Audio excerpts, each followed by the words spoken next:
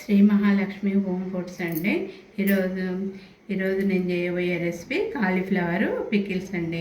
Cauliflower పికిల్స్కు కావాల్సిన పదార్థములు పసుపు, కారము, లెమన్ జ్యూసు, సాల్టు, అల్లం వెల్లుల్లి పేస్టు, మెంతి పొడి, ఆవు పొడి అండి. తగినంత ఫస్ట్ ఆవు ఇట్లా నూనె వేడి చేసుకొని పోపు చేసుకోవాలండి. అది చల్లార్చి పెట్టుకోవాలి. ఫస్ట్ ఇట్లా మిరప్పొడి వేసుకోవాలండి. నేను ఇది కాలీఫ్లవరు ఈ గ్లాస్తోని 4 గ్లాసులు అయినాయండి.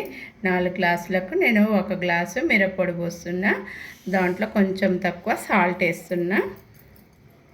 దానికి తగినంత అల్లం వెల్లుల్లి పేస్ట్ వేస్తున్నా అండి. కొంచెం అంతా మెంతి పిండి వేసుకోవాలండి.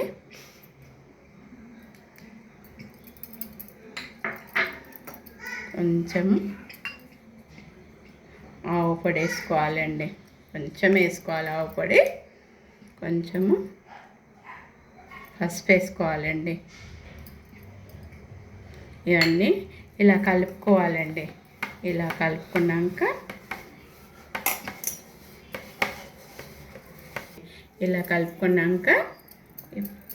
ఈ కాలీఫ్లవర్ను కాలీఫ్లవర్కు ఈ మిశ్రమాన్ని పట్టించాలి.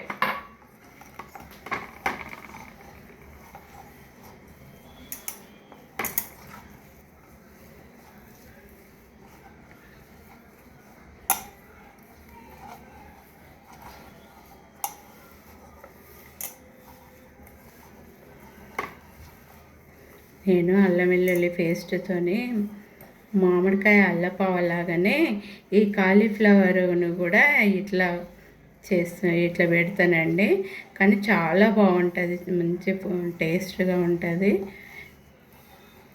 ఇలా కలుపుకొని ఇట్లా మంచిగా కాలీఫ్లవర్కు ఈ మిశ్రమాన్ని ఇట్లా మంచిగా పట్టియాలండి. ఇలా పట్టించినాక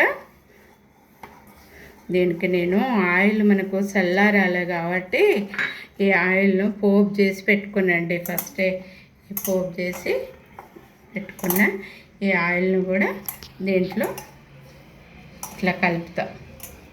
దీనికి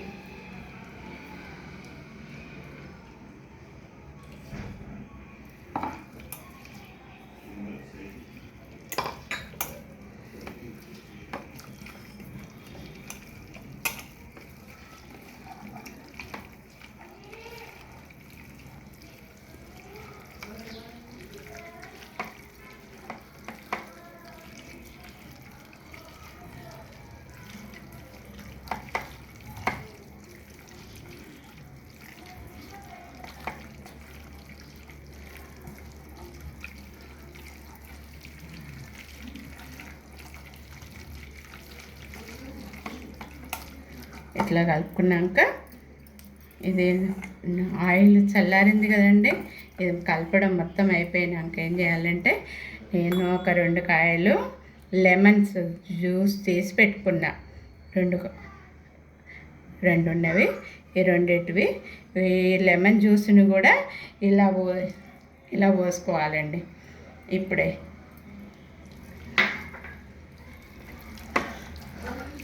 ఇలా వేసుకొని ఇలా కలుపుకోవాలండి.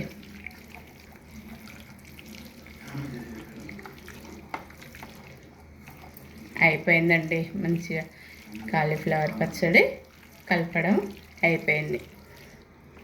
బాగుంటుందండి. మీరు ఒకసారి నాలాగా నా వీడియోని చూసి మీరు ట్రై చేయండి. సూపర్ ఉంటుంది.